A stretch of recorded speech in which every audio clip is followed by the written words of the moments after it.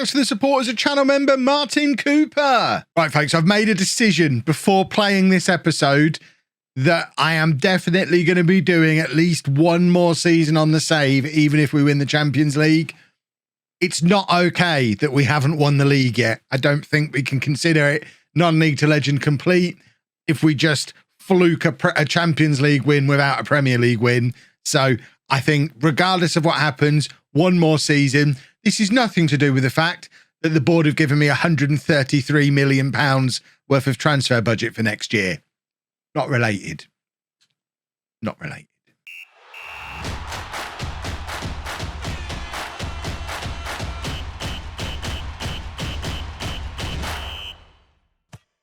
Hello and welcome to Club 3, Part 20 of Non-League to Legend. I'm Kevin. Coming up on today's episode, we have both finals, the FA Cup final and the Champions League final. Since you were last with me, all we've done is play Leeds. We beat them 4-0 and confirmed a third-placed finish in the Premier League, 9 points behind Chelsea. We're going to win this next year, or the save. I'm not ending the save until we've won the Champions League and at least a top domestic division. It doesn't have to be the Premier League. It could be La Liga, Serie A, Bundesliga, wherever it might be. But I think I'm officially permanently amending the non-league to legend rules a little bit. Yes, we end with a Champions League, but we also have to have a domestic league title as well to consider it job done. They have to both be won. Not in the same season necessarily, but we have to at least win both. We all know when it feels right to hang up the suit in the series this year, and it just feels like if we win the Champions League today, it feels far too early. I've made too many provisions. We're now not going to win, are we? Because I've made too many excuses for if we do. The other thing that's happened since the last episode is we've been given £133 million of transfer budget to spend. Yes, it shows I'm over my committed spending. That's because there's two players I've already made offers for to try and bring them in. One, Ignacio Miliaccio, who's at Posh, is considered one of the top wonder kids in the world. He plays in a position we need to strengthen in the attacking midfield. Him in behind Delap or Pedro with Camera and Magno either side of him. It's just going to be absurd. It'll be a decent transfer profit for Posh as well. Signed him for less than £500,000. We've offered over £100 million for him. 45 million up front, rising to 104 million with other bits and bobs as well. And the other player we've made an offer for is Vadim Rashievsky, who is an actual natural left back. Who'd have thought? He's a left-footed left wing back, natural in that position, and better than anyone else we've already got there. And we can pick this guy up for less than £50 million, and hopefully he'll be coming in as well. That might be it. They might just be the two players we bring in to strengthen the side. If we decide to sell as well, Kieran Tierney and Dragovski have both asked to leave because they're old and not getting in the team. I know I should probably bring in a midfielder, but I am so tempted to make a move for this guy. And not just because he's called Anas, but Anas Arab, who's a 21-year-old Dutch striker at Juventus, he was on the transfer list at his own request. It looks like he's now not, which might have priced us out of him. I think he's got an active release clause. Yeah, he's got an active release clause at 91 million. We've already made a few offers. We'd have to do the full 90 million and 91 million as a flat fee. So we'd have to sell to be able to do it. So we probably won't go for him. But the reason I'm tempted is because looking at all the other clubs who are after him, I'd rather keep them lot away from him more than anything. This guy's actually just appeared. He wasn't on here before. We don't need a winger. Then we don't need a striker. What we need is a box-to-box midfielder to compete with Barrow. But the reason we signed Barrow last year is because we can't find one. Why am I doing this now? We can do this on the transfer special tomorrow. They've given me £133 million. I'm very, very distracted by it. But we are going to get into the finals. As ever, this is a YouTube premiere. So if you are watching live, give us a hello, folks, down in the chat. Use your emote if you're a channel member as well. Show off that you're a Fancy Pants channel member down there. And if you do enjoy the experience of watching along live, you should be watching me on Twitch. I stream most evenings over on Twitch, twitch.tv/LOLLUJO. We have a lot of fun in the chat over there, so you should come and join me over on Twitch as well. But let's stop faffing about of all this stuff and get into the FA Cup final. We're playing Bournemouth, who did survive in the Premier League on the last day, partly because we thumped Leeds. Bournemouth did make it out of the mess that they'd got themselves in, but now we just want to turn their season back round again and spoil it for them. We want them to end with nothing. We want an FA Cup. So we're going with Gilo in goal, a back four of Saka, Gabriel, Asante and Williams, Martinez and Barrow in midfield, Magno, Pedri, Camara behind Delap up front. João Pedro, injury news. He is going to be back in 5 days. It's touch and go whether he can play in the Champions League final. Likewise, Remy is now only an orange injury as well, but he's going to be a little bit longer before he's available. So we're probably not going to have Remy available. But Williams has been doing good stuff since he's been in the team. Obviously, Tamela, Asante, these are players who can all play out at fullback as well. We've got plenty of options. So fingers crossed we won't miss Remy too much. But I did say earlier in the season that our plan for this summer is to bring in the 2 or 3 players that we need without selling. So that plan doesn't change, even though we've been given a big sack of cash. The 2 players that we're hopefully bringing in, Miliaccio and the left back, I don't necessarily anticipate selling anybody to make room for them in the squad, although Tierney is on his way out anyway, so the new left back will just compete with Saka and Asante probably for the left back spot. But Tierney was on his way anyway. I don't really consider him someone we're moving on because we're bringing in someone new. Miliaccio is an interesting one. He can play up front. He can play in the attacking midfield. He can play central midfield. We've obviously already got Pedri and Almada who can do a lot of that stuff as well, but they can also cover out wide. They can play deep. I think there is room in the squad for Pedri, Almada and Miliaccio.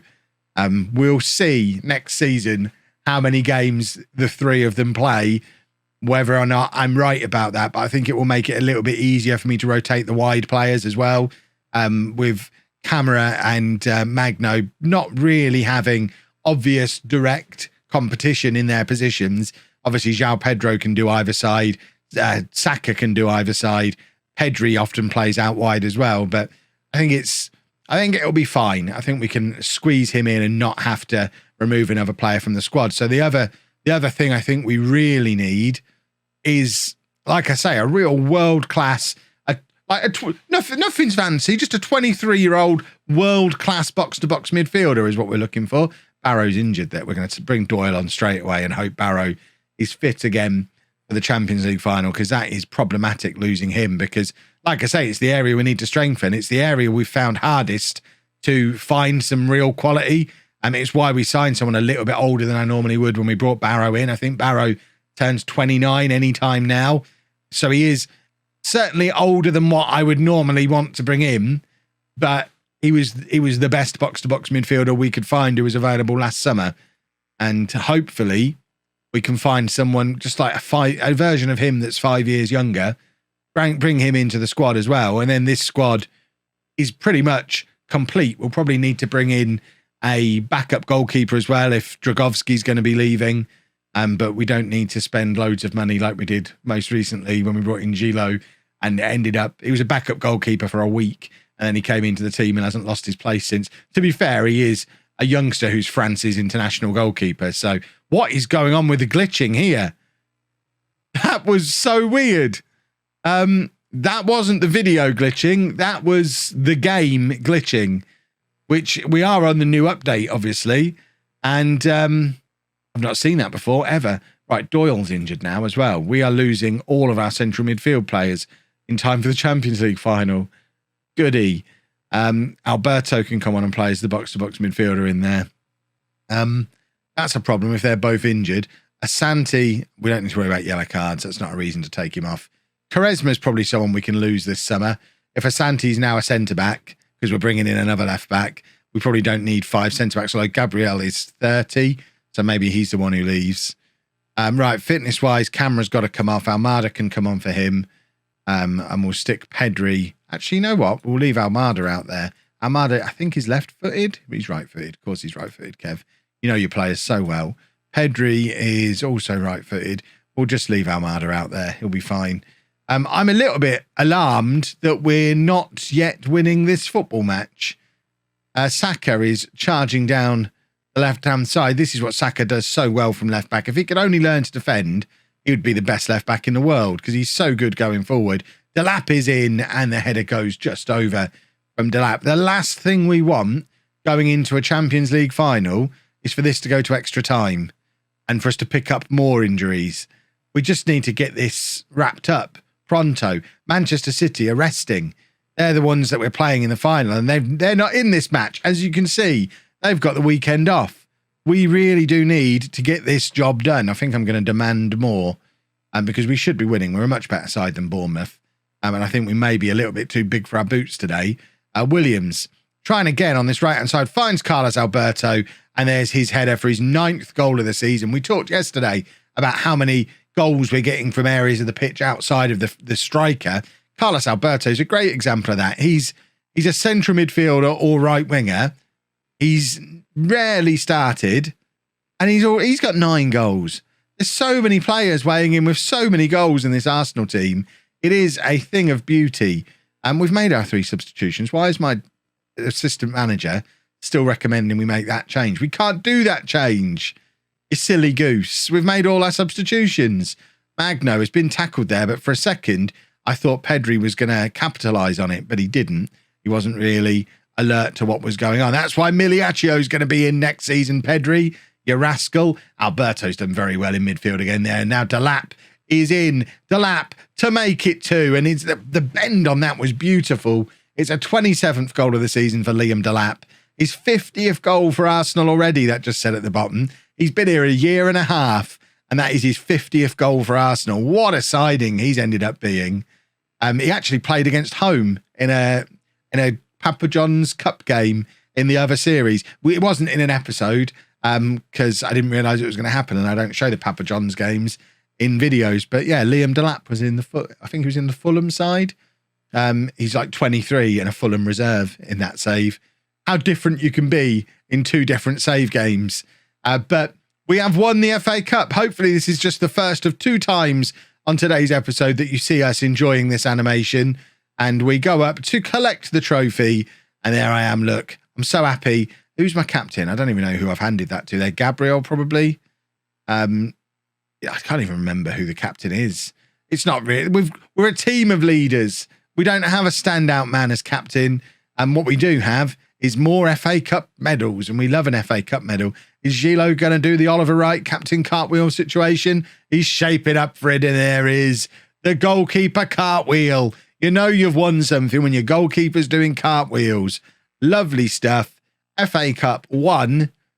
Now it's time for the Champions League final, boys and girls. Right, big news going into the Champions League final is that Tottenham won the Europa League, which means as it stands right now, we must have had a downgrading in our coefficients because Manchester City in 4th are not currently qualified for next season's Champions League. So the only way they're going to be in the Champions League next year is if they beat us and win the thing. We're in next year regardless.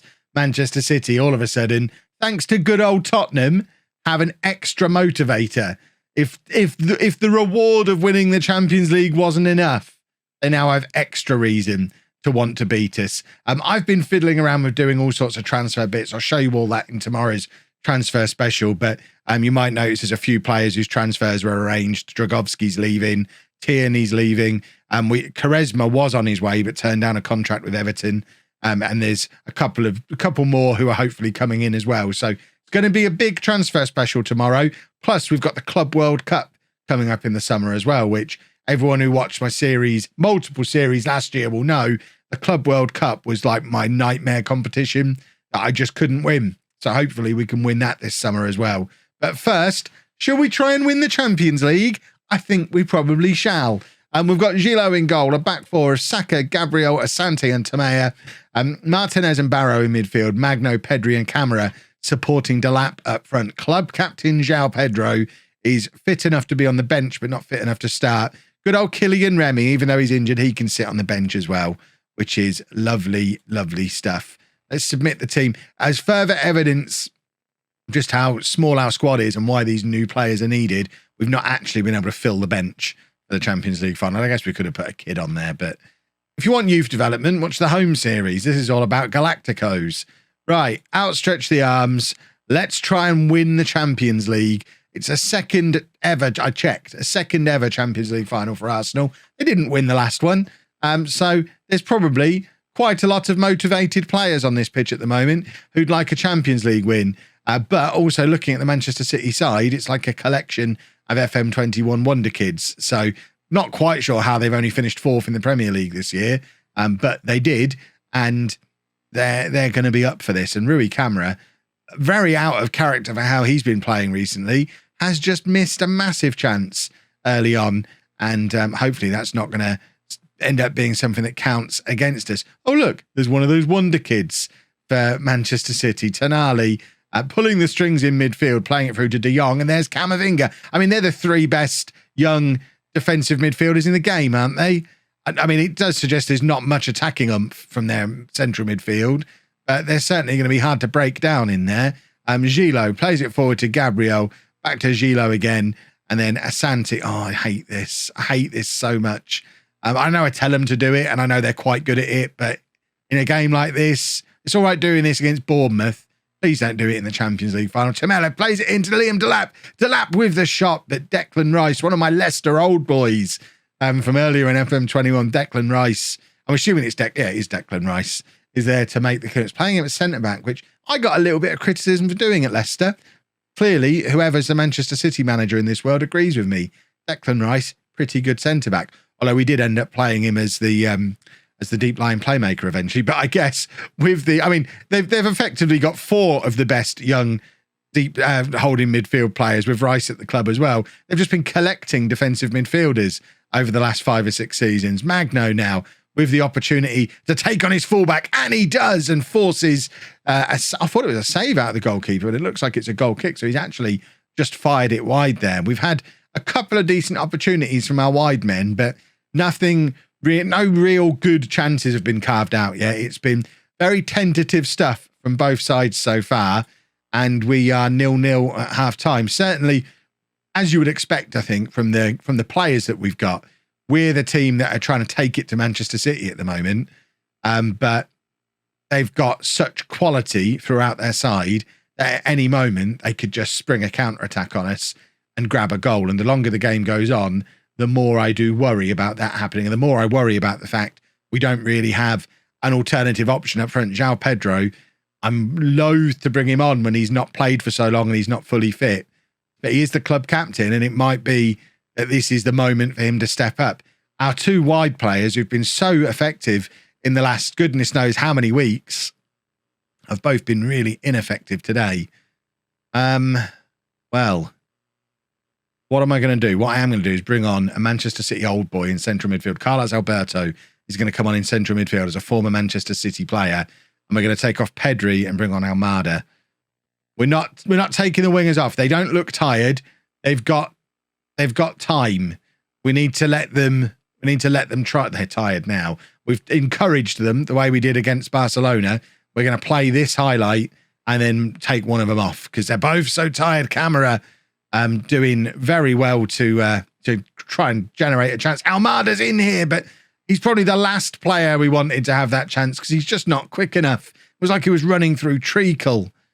Right, for the final change, I am going to take off Magno. I'm going to bring on João Pedro. I'm tempted to stick him up front with Delap. We won't at the moment, but it's an option for if this goes to extra time. We could go to 2 up top, move Almada out wide and do like a 4-2-4. Almada making the challenge there to try and keep things moving in the right direction. But like I say, the longer the game goes on, the less confident I am. Although Liam Delap is in here with 10 minutes to go.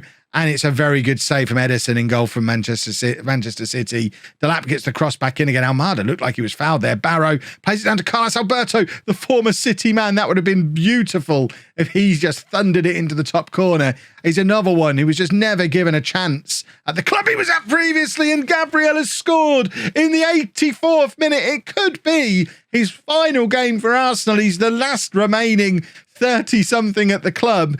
But maybe the pick of the bunch, and he's just scored a goal in the Champions League final. 84 minutes on the clock. It's Arsenal 1, Manchester City 0, and we might be about to win the Champions League before we've even finished runners-up in the Premier League. What a ridiculous game FM21 can be at times. Barrow with a lovely tackle in midfield there. Saka plays it to Gabriel. It's all the way back to Gilo. He wasn't even here at the start of the season. Neither was Asante. It's a constant rebuild job here at Arsenal. And that was a weird set of headers, taking it all the way back from the halfway line to the goalkeeper. 89.5 minutes on the clock now. Don't do anything dumb, boys. Pedro plays it over the top. Delap is in. Surely this is rubber stamping things. And it does. We've won the Champions League. Arsenal 2. Manchester City 0. I'm very glad I decided before the match that we were going to do another season, because I'm not done yet. I'm not ready to be done with this save, this career, this team.